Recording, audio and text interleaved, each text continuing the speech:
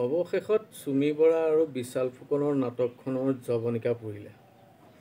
চুমি বৰাই আহি ধৰা দিলে আৰু বিশালৰ এই ট্ৰেডিঙৰ কাণ্ডটো লৈ কেইটামান দিন ছ'চিয়েল মিডিয়াত জ্বলি আছিলে।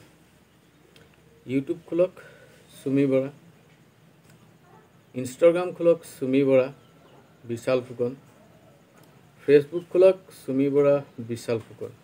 মাত্ৰ চুমি বৰা বিশাল ফুকন, চুমি বৰা বিশাল ফুকন ছ'চিয়েল মিডিয়াৰ পৰা ধৰি নিউজ চেনেলৰ পৰা ধৰি সমস্ততে ছ'চিয়েল মিডিয়াৰ সমস্ততে বিশাল ফুকন চুমি বৰা বিশাল ফুকন চুমি বৰা নামেৰে জয় জয় মই হৈ আছিলে। মই নাজানো কিয় তেখেতলোকে এনেধৰণৰ মানুহবোৰক ভাইৰেল কৰি পেলায়। কি কাৰণত ভাইৰেল কৰে? মানে তেওঁলোকে কিবা এটা কৰিছে, দুখ কৰিছে, সেয়া দায়িত্ব আছে প্ৰশাসনৰ, গভৰ্ণমেণ্টখনৰ। কিন্তু বাৰে বাৰে সেই একেখিনি ভিডিঅ' একেখিনি নিউজকে বজাই বজাই তেওঁলোকৰ নাম জয় জয় মই কৰাই পেলাই। কি কাৰণত কৰে মই সেইটো নাজানো।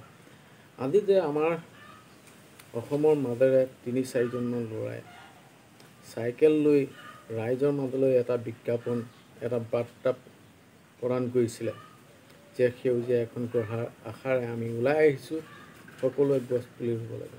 সেই তেনেকুৱা ভিডিঅ'বিলাক কিয় ভাইৰেল নহয়?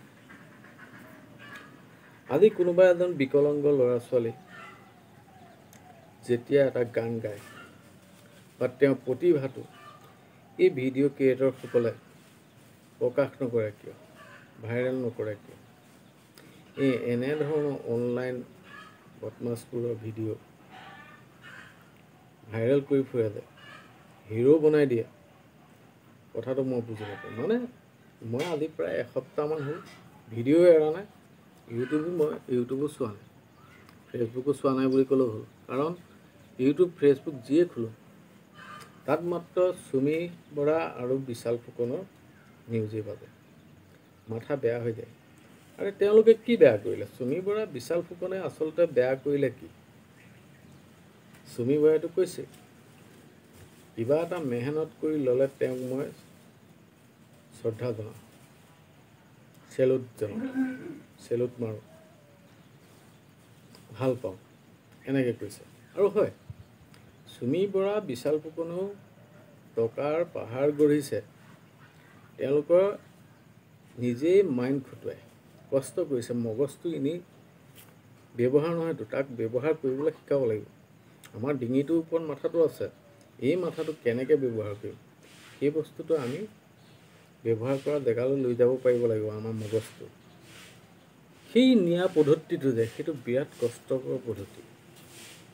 আজি চুমি বৰাই বা বিশাল ফুকনে তেওঁৰ আত্মীয়সকলক, তেওঁৰ চাহ চিনাকিসকলক যেনেধৰণে মঞ্জুৰ কৰাইছে সেই ট্ৰেডিং ছেটটোত পইচা লগাবৰ কাৰণে, হয়তো আপুনি মই নোৱাৰিম।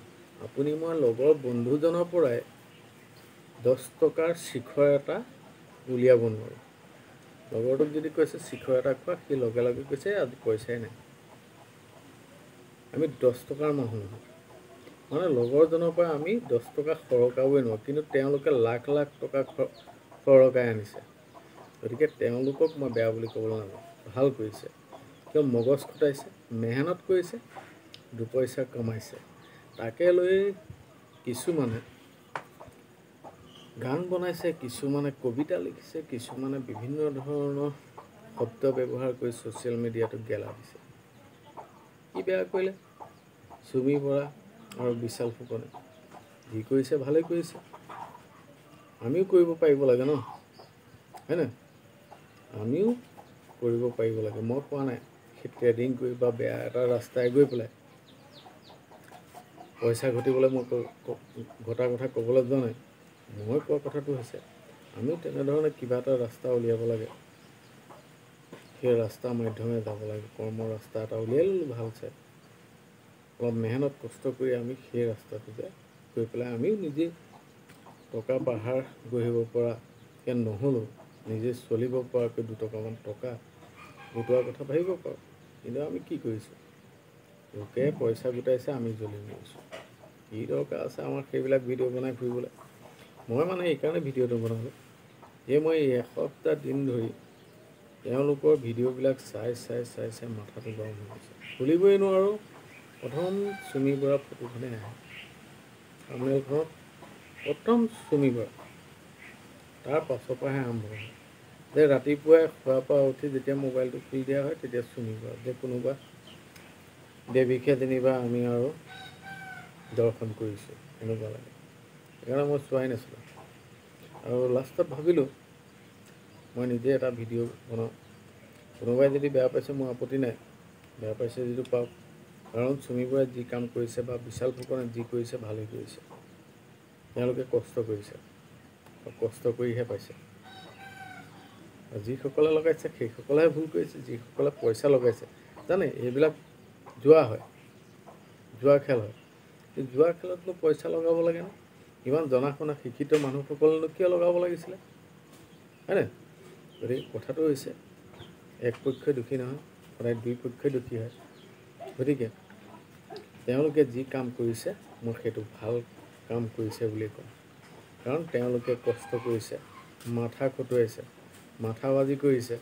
তাত মেহনত নাই নেকি? মগজটো খটুৱাওঁতে কষ্ট নহয় নেকি? হয়।